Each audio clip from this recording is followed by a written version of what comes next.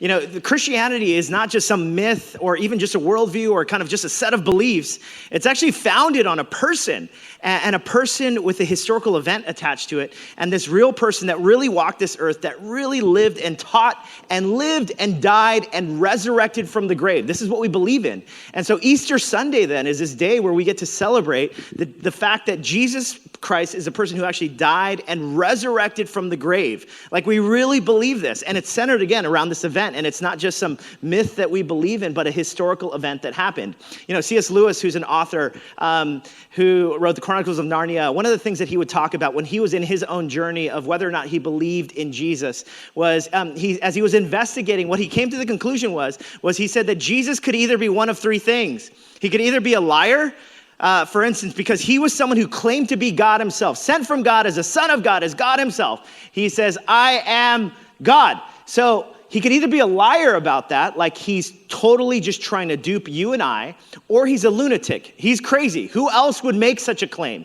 So he's either a liar or he's a lunatic, or what C.S. Lewis said, or he's actually Lord.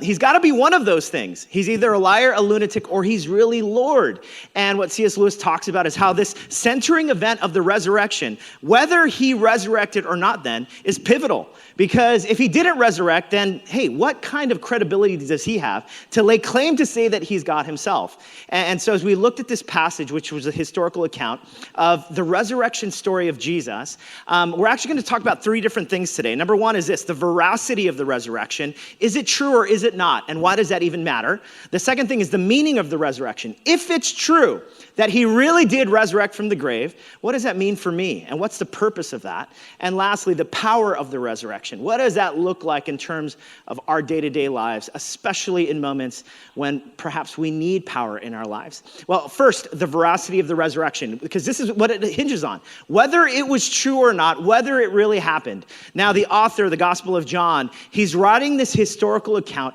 of what happened. And in John chapter 20, now Jesus has actually died. He's been crucified on a cross, and he's been in the tomb for 3 days. Now, check out what happens. This is what it says. It says, early on the first day of the week, while it was still dark, Mary Magdalene, who was one of the people that followed Jesus, and Mary Magdalene went to the tomb and saw that the stone had been removed from the entrance. So there's this picture then that Mary Magdalene is here. She goes to the tomb and the stone has been rolled away. So she came running to Simon Peter and the other disciple, the one Jesus loved, and said, they have taken the Lord out of the tomb. Now, she has this belief. You can imagine Mary Magdalene, who's one of the followers of Jesus. She's like, someone has taken his body, because never in her wildest imagination, nor in the people who followed this Jesus fellow, did they happen to think that Jesus could possibly have resurrected from the grave. This was so outside of their minds. And so she says, they've taken the Lord out of the tomb, and we don't know where they have put him. Now, Josephus, who's actually a Roman historian of Jewish background, he would actually be a Jewish historian. And what's interesting is that even Josephus, who's not a Christian, not a believer, but as he was recounting, as someone who is not a Christian, but had heard the news about Jesus and the message that had been spread, what he recounted was that, yes, there was this Jesus person who came and he taught with great authority and he healed the sick and he lived and he died and he resurrected and he started this movement of followers who followed him and claimed for him to be Lord. Now, can you imagine this? Like, Christianity to this day, right now, we're sitting in this room because this small movement began with this peasant carpenter nobody named Jesus. And this Jesus fellow then, what had to happen for him to live and then to die and resurrect from the grave so that a whole movement would spread across the world claiming that he is Lord? It hinges on this resurrection story. And the first clue that we get that this story is true is the story of how this stone is rolled away from the tomb. Now, here's a picture of an ancient tomb in the ancient world. Now, this is not the exact tomb, but it is kind of like it. Now, this stone, which was a circular stone that would cover the tomb, this stone was about 1 to 2 tons. And what happens is the stone is pushed in front of the tomb, and the tomb, the way the tomb is structured is there's the gaping hole, But underneath the gaping hole is actually this semicircular groove whereby this 2-ton stone can be rolled into it and it can nestle right in the front of this tomb. And this way, this stone tomb does not get dislodged. It does not move. It would need an army of soldiers to move it. And so what the story tells us then, what's so startling about this moment is Mary Magdalene comes to the tomb and the stone is removed from it. That's why she's asking this question. Wait, someone has taken the body. Because the only way this stone could have moved was if an army of people had somehow pushed this stone out of the way and dislodged it somehow with superhuman strength. Now, some people have posited, right, because again, so much of the Christian faith hinges on whether or not Jesus really resurrected from the grave. Some people have posited, well, Jesus perhaps wasn't really dead. We know that he was a historical figure, but maybe he wasn't really dead. He, got beat up a little bit, but he slept in the tomb for a couple of days, and at the right moment, he moved this stone out of the way, appeared, and convinced a number of people to follow him and that he was God. But he wasn't really dead. Now, that totally goes against the historical account. Moreover, it totally challenges, how in the world would someone from the inside move this stone out of the way? Unless something supernatural had happened. And so the first clue is, how in the world is this stone going to be moved out of the way? Well, perhaps it's because it really did happen in a supernatural way. Moreover, the story continues. Check this out. It says, so Peter and the other disciple started for the tomb. Both were running, but the other disciple outran Peter and reached the tomb first. He bent over and looked in at the strips of linen lying there, but did not go in. So inside the tomb then, there's the table by which the body was laid, and he sees strips of linen there.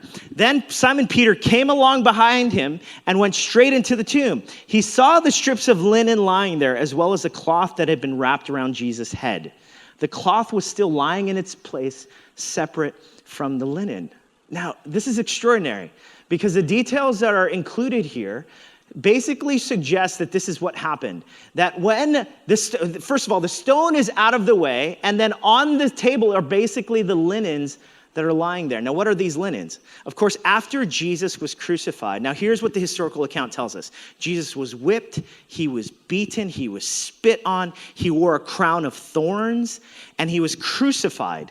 Now, there were many other people in Rome that were crucified because the way of crucifixion was professional executioners knew how to kill people who were enemies of Rome. And so here Jesus was crucified. He had been whipped, he had been beaten, he had worn a crown of thorns.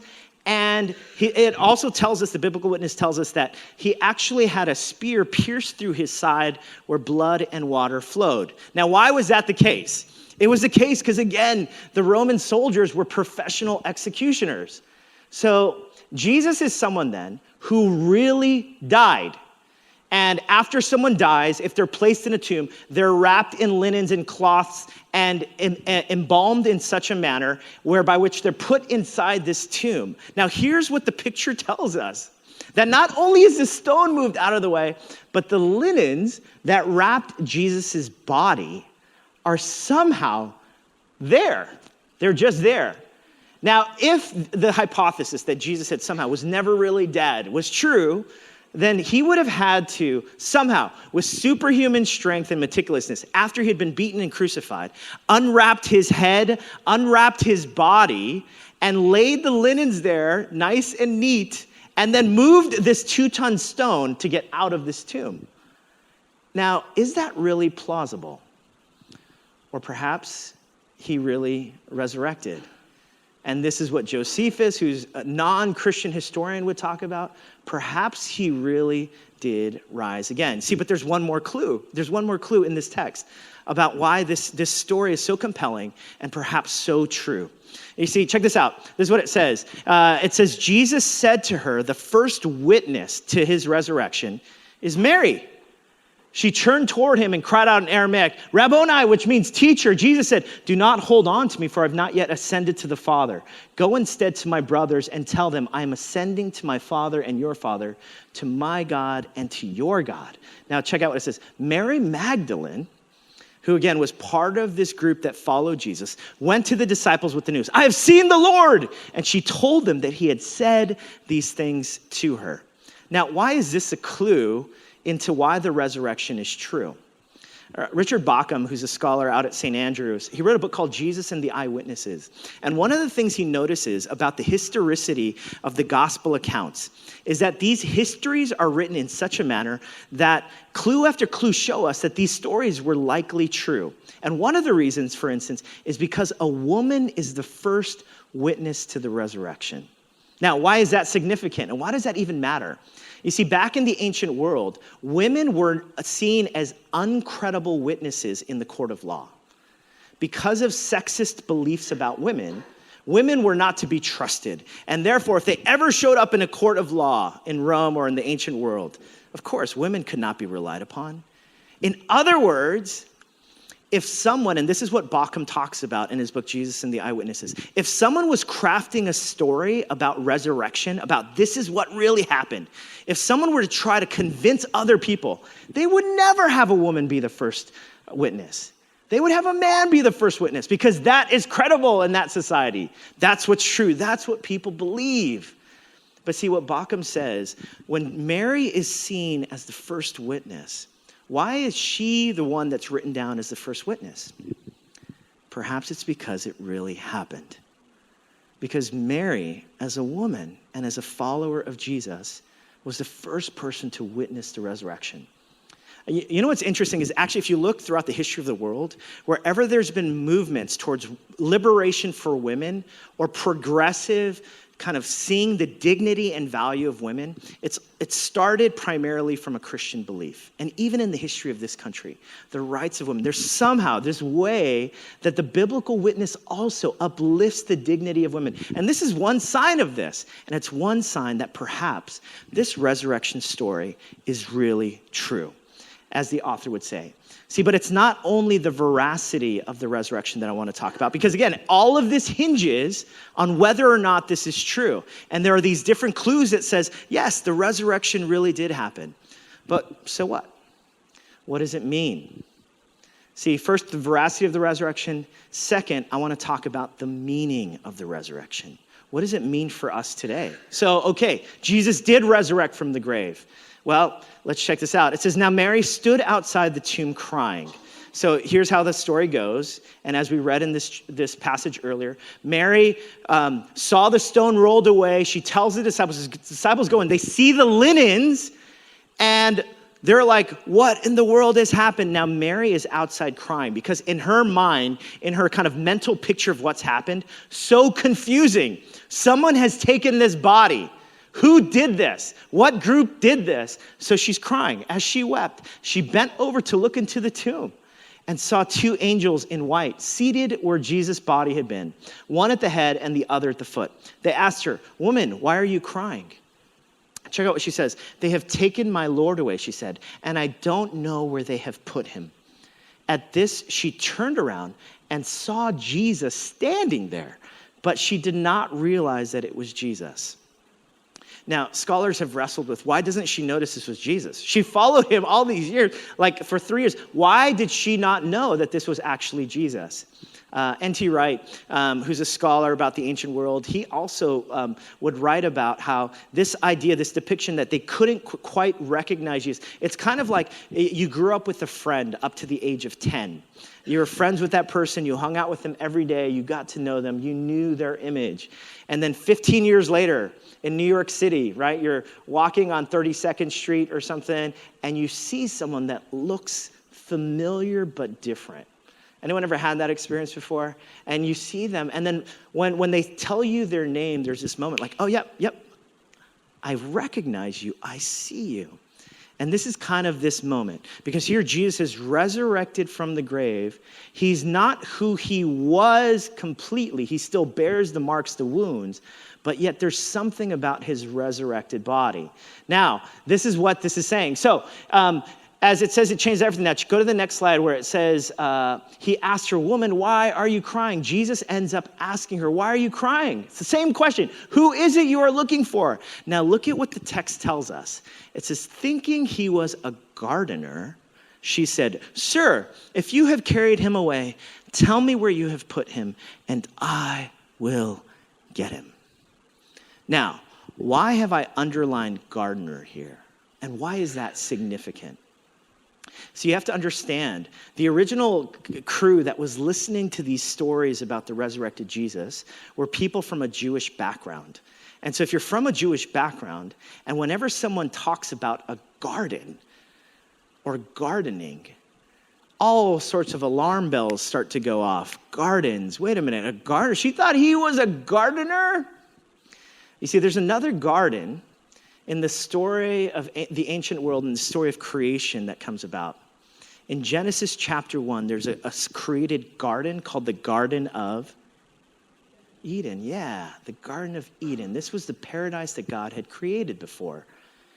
Now, in the Gospel of John, there's all sorts of echoes to the world of Genesis. So for instance, John chapter 1, verse 1, as John is writing this historical account, he says, "In the beginning was the Word." Now that "in the beginning" is the same words that start the book of Genesis, in the beginning. And so there's all of these echoes that are happening in the Gospel of John.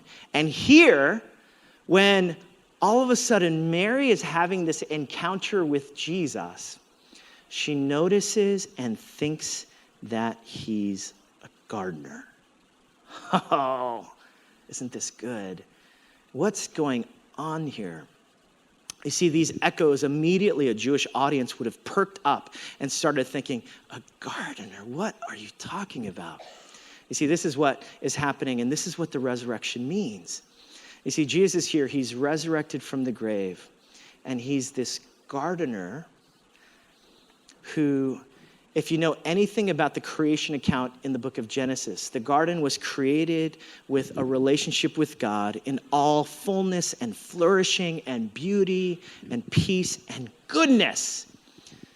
But Adam and Eve fall into sin, and we call this the fall, where sin, in other words, disobeying God, not wanting anything to do with God and not wanting God to be the God of my life, but instead of me being the God of my own life, this enters into the world, and we call this the fall. And Adam and Eve would be banished from the Garden of Eden to live perfectly in God's presence. But do you see what's happening? When Jesus resurrects from the grave, and when Mary says, or when Mary thinks, "I think you're a gardener," or when she starts to think this, she thinks he's a gardener. You see, here's what the meaning is here. What the text is telling us is that Jesus is making all things new. He is recreating the world. He is showing us and demonstrating to us that the meaning of the resurrection is that the world of brokenness and rebellion towards God, that a world that would say, "God, I don't want you to be the God of my life," that Jesus resurrects from the grave. And guess what? He comes and he's being reminded of a gardener. He's reminding us that what he's doing is he's beginning to recreate the world. He's beginning to make all things new. Now, this is why it's so significant. This is what it means. It means that in the world that we live in today, and every single one of us, we go through our own ups and downs, our hills and valleys, our moments of difficulty and trial and brokenness and thorns and thistles. And if you've never been through that, then I hate you. No, I'm just kidding. I don't hate you. I love you. No. The reality is every single one of us have gone through these moments of darkness before, these moments when we wonder whether God can really make things new, whether things can turn around. And maybe you're in that season today. Maybe today you're in a season where you're like, yeah, I honestly, I don't know how anything good is going to come out of my life. Well, here's what the resurrection tells us. That Jesus comes and he resurrects from the grave and he begins to renew the world. He begins to make all things new. That he can take even the worst moments of your life, even the most shattered dreams, even the moments of greatest pains, and create something beautiful out of it. He can begin to recreate your life and mine. About 7 years ago, I had left my job and my career, and I was working as a pastor of this church, and I thought that by leaving, I thought things would get better. Have you ever done this? You make this step and you think, I'm gonna leave this step and my life is gonna get better after this. So I leave that position. And up to that point, so much of my life had been built on the story of success, the story of achievement, the story of earning. The background that I came from, it was all about getting the best grades so that I can get into the best schools, so that I can get the best jobs, and all this so my parents could brag to their other parent friends. That was the story. This was the goal of life. And so here I was, I had spent 10 years working in one place, and all of a sudden I found myself unemployed.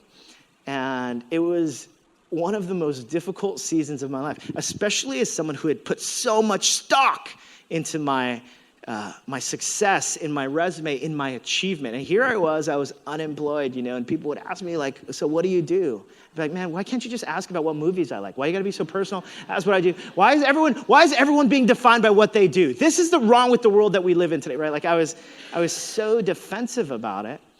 And I realized after I left and as I'm kind of wrestling through my own sense of identity, I actually got more depressed. And I got more depressed because I was now discovering how much of my self-worth, how much of my own self-image I had put into everything that I would achieve. Now, what's interesting is as I was in that season of darkness and depression, I couldn't sleep well. I was not fun to be around. You can ask my wife about that. As I look back at that time, I realized that had I not gone through that season, I think God would not have gotten my attention to show me just how arrogant I was. He wouldn't have shown me just how much of my weird self-image and trust would be found in my achievement.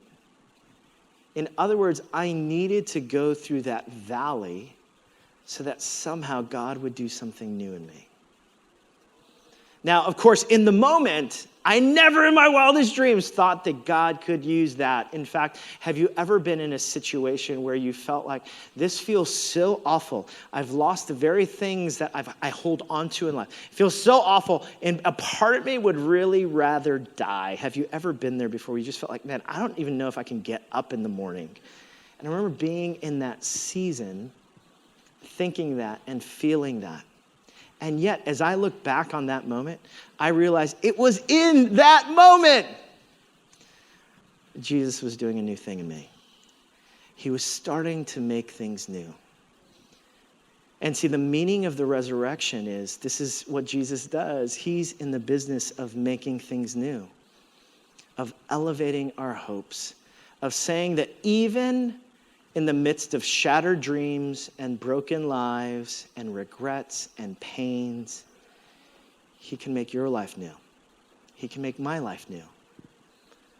He's in the world of recreating our lives. Now, see, it's not only the meaning of the resurrection, though, right? Because we talked about the veracity of the resurrection, we talked about the meaning of the resurrection, but lastly, I want to talk about the power of the resurrection.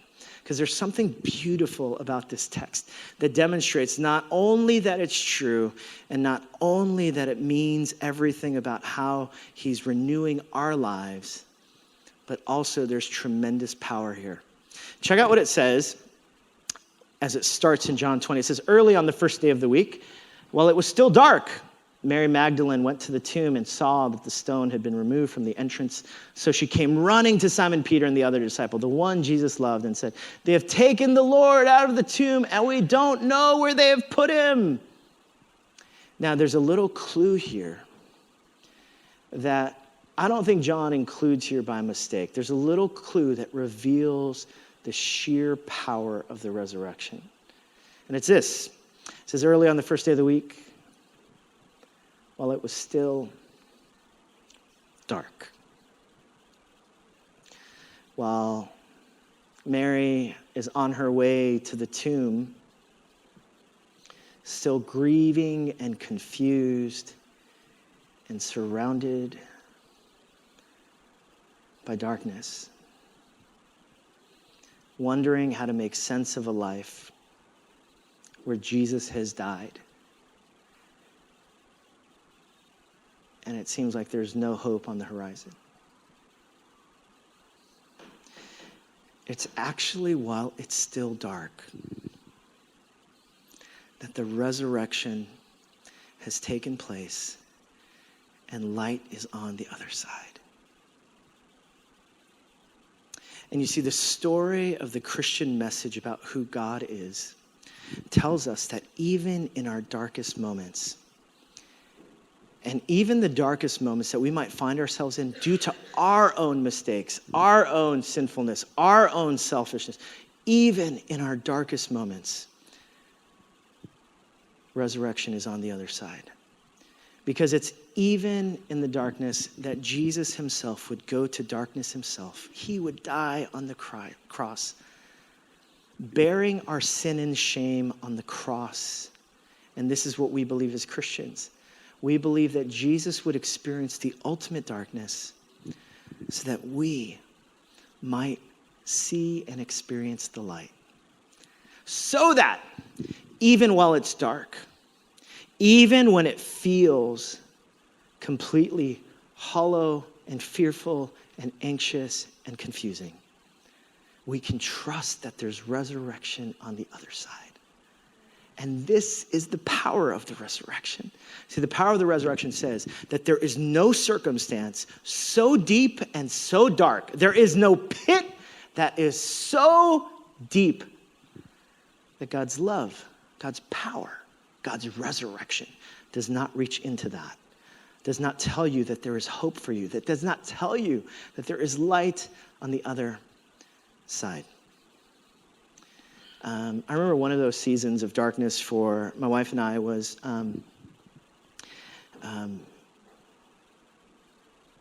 when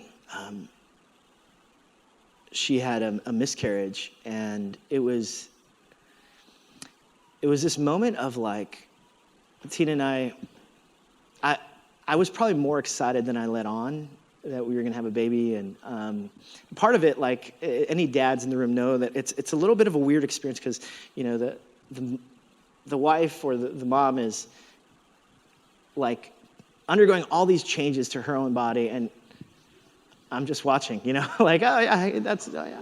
So it's this removed experience. And yet for her, when she had a miscarriage and, you know, there were physical signs of it, and she actually said when she went to the doctor to check things out and when we got the news,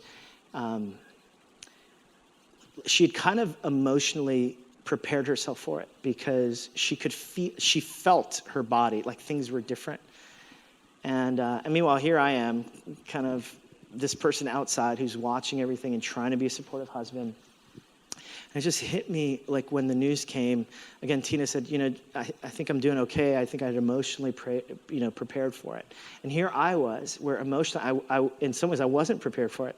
I had no idea what was happening, and it led me into a season of darkness, of deep sadness, and the signs of depression, and like not being able to sleep, and being really irritable started to emerge again, and it just was not very much fun to be around. I remember that happened right around Easter, and